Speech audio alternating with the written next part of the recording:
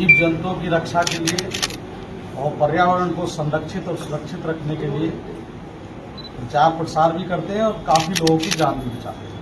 धन्यवाद, आपका स्वागत है। और इनको स्वयं सर्पदंश हुआ था, लेकिन उत्तर प्रदेश सरकार की चिकित्सीय व्यवस्था उचित होने के कारण इनको तत्काल एंटीवेनम दिया गया और एंटीवेनम का परिणाम है। आपको कोई कठिनाई हुई है अस्पताल में? पूरे कहीं भी? बहुत बढ़िया, धन्यवाद। सिराजे हिंद के साथ साथ यहाँ की मिट्टी में, यहाँ के प्रत्येक क्षेत्र में हर प्रकार की मनीषियों को, विद्वानों को पैदा करने का एक अद्भुत ताकत माँ भारती ने यहाँ के जौनपुर जनपद को दिया है।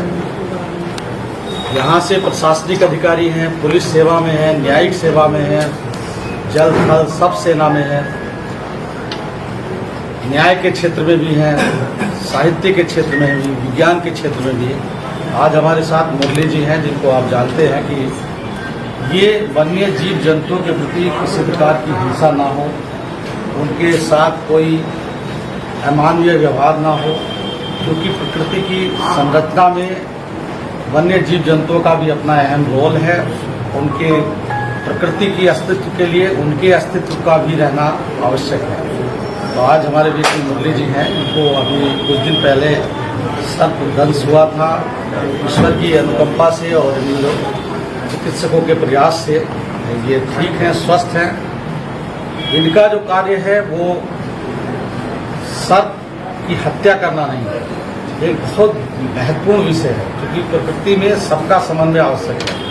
ये सर्प को एक सुरक्षित स्थान पर ले जाकर उनको स्वतंत्र पर्यावरण की गोद में विचरण कराने के लिए कार्य करते हैं। मेरे पास आज आए हैं, मैं इनका स्वागत करता हूँ, क्योंकि जिला मजिस्ट्रेट का कार्य आपदा विभाग से भी संबंधित है और उत्तर प्रदेश सरकार ने एक महत्वपूर्ण निर्णय लेते हुए, क्योंकि सर्पदंश से काफ़ी लोगों की जान जाती है, उत्तर प्रदेश सरकार ने सर्पदंश के विषय को आपदा से के विषय में सम्मिलित किया है, जिससे किसी पीड़ित व्यक्ति को यदि सर्पदंश का आघात होता है और उसकी आकस्मिक मृत्यु होती है तो उनके परिजनों को आर्थिक लाभ दिया जा सके आपदा के अंतर्गत। उसमें 4 लाख रुपए की धनराशि का प्रावधान है और वो 4 लाख रुपए की धनराशि तभी मिल पाएगी जब आप पोस्टमार्टम कराएंगे।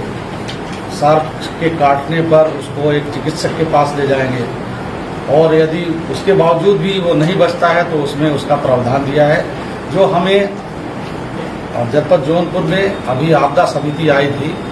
आपदा समिति के निर्देश पर और जन जागरूकता फैलाने के लिए हम लोगों ने विभिन्न कार्यालयों में उसके बारे में लिखा है। अब मैं मुरली जी से अनुरोध करूंगा कि वो बताएं कि आप कैसे सेवा करते हैं और यदि सर्प किसी को काट लेगा तो क्या उसमें तुरंत करना चाहिए जिससे उसका जीवन बच जाए। तो इसमें क्या है, जैसे बदलते मौसम में सांप हमेशा निकलते रहते हैं। अपने भारत में सभी सांप जहरीले नहीं होते हैं, तो जैसे जब बारिश का महीना आता है तो ऐसे में सांप ज़्यादा परेशान होते हैं छिपने को लेकर के। तो ज़्यादा करके ये हमारे घरों में अपना आशियाना बनाते हैं, क्योंकि इनका रहना इंसान के करीब ही रहता है। तो जहाँ पर इंसान रहते हैं वहाँ पर खाने पीने की चीज़ें होती हैं, अनाज होता है, तो वहाँ चूहा रहता है। ये मुख्य रूप से चूहा को ही खाते हैं। तो जैसे रेड स्नैक हो गया, स्पेक्टिकल कोबरा हो गया या कॉमन करैट हो गया। दोस्तों, जो कोबरा और करैट होते हैं ये मानव के आसपास ज़्यादा रहते हैं, पागल हो गया, इन्हीं से मानव को हमेशा नुकसान पहुंचा है। तो शाम के समय इसका ध्यान रखें, सांप ज़्यादा निकलते हैं। जब भी आप बिस्तर लगाइए तो पूरी तरीके से देख करके लगाइए। उपली है घर में, भूसा है या खाने पीने की बहुत सारी चीज़ें हैं, तो वहाँ पर कूड़ा कबाड़ रहता है, तो चूहा छिपता है, उसको खाने के लिए सांप आ जाते हैं घर में। गांव में होता क्या है, लाइट नहीं है या अंधेरा है, तो गांव की जो महिलाएं होती हैं, गांव का परिवार हमेशा अंधेरे में आता जाता रहता है। तो जहाँ पर ये सांप बैठा रहता है, अंधेरे में हाथ ना डालें, एक कदम भी हाथ या कदम आगे ना बढ़ाएं अंधेरे में, क्योंकि ऐसे में वहाँ सांप बैठा है, जिसको हम निशाचर कहते हैं। ये रात में ही भ्रमण करते हैं अपने भोजन की तलाश में। तो इंसान के पैरों से दबने के बाद में ये सीधा बाइट करते हैं। काटने के बाद अगर जहरीला है तो दांत के निशान होंगे, बहुत तेज़ी से सूजन होगा, उल्टियाँ आएंगी, चक्कर आएगा। 40 मिनट जाते जाते इंसान की मृत्यु हो जाती है, 50 मिनट 1 घंटे के भीतर, जैसा वेनम शरीर के अंदर इंजेक्ट हुआ हो। तो ऐसी स्थिति में जिसको काटता है सांप, उसको घबराना बिल्कुल नहीं है। कटे हुए स्थान को अच्छी से धुलाई करना है, एक बैंडेड पट्टी लगाना है जहाँ पर सांप काटा रहे, उससे कुछ दूरी को छोड़ करके, जैसे 20 सेंटीमीटर होता है। तो बांधने के बाद में आपको सीधा हॉस्पिटल जाना है और कहीं भी झाड़ फूक तंत्र मंत्र में नहीं पड़ना है, क्योंकि दोस्तों तंत्र मंत्र की वजह से हर साल हमारे भारत में 60,000 लोग मरते थे सांप के काटने की वजह से। इसी जन जागरूकता के तहत मैं सोशल मीडिया पे एक छोटी सी टीम लेकर के लोगों को जागरूक करता रहा और बताता रहा कि जब भी सांप काटे तो आप हॉस्पिटल जाएँ। तो दोस्तों 5 से 6 सालों में आज मुझे भी सांप ने काटा और मैं भी हॉस्पिटल जाकर के जान बचाया, जो आपने जैसा कि वीडियो में देखा। तो वही संदेश फिर आप लोगों के लिए है कि आप झाड़ फूक में न जाएं, सीधा हॉस्पिटल जाएं, जहां पर एंटीवेनम है जो हमारे आपके प्राणों की रक्षा करता है। यदि दोस्तों हॉस्पिटल में आपके इलाज के दरमियान मृत्यु होती है, तो जैसा सर ने बताया हमारे ज़िले के गौरव, जहां से दोस्तों सम्मान शुरू होता है, तो ज़िले के सबसे सम्मानित पद पर आप मौजूद हैं।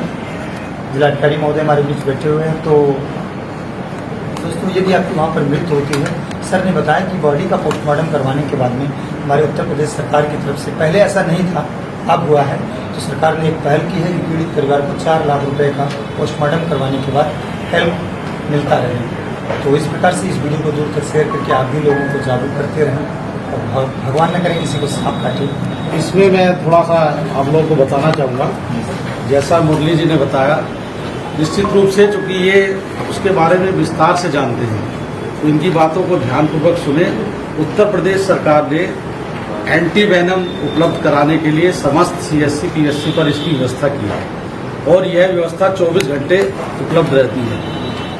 कहीं भी सांप काटे तो समय ना गंवाए, जैसा कि आपने बताया है कि 40 मिनट के अंदर, 50 मिनट के अंदर मैक्सिमम आप अस्पताल जरूर चले जाएं, जिससे कि जान बचाई जा सके। ये एक जनहित का विषय है और जनहित का विषय प्रचारित प्रसारित करना हम लोगों के लिए भी आवश्यक है और सरकार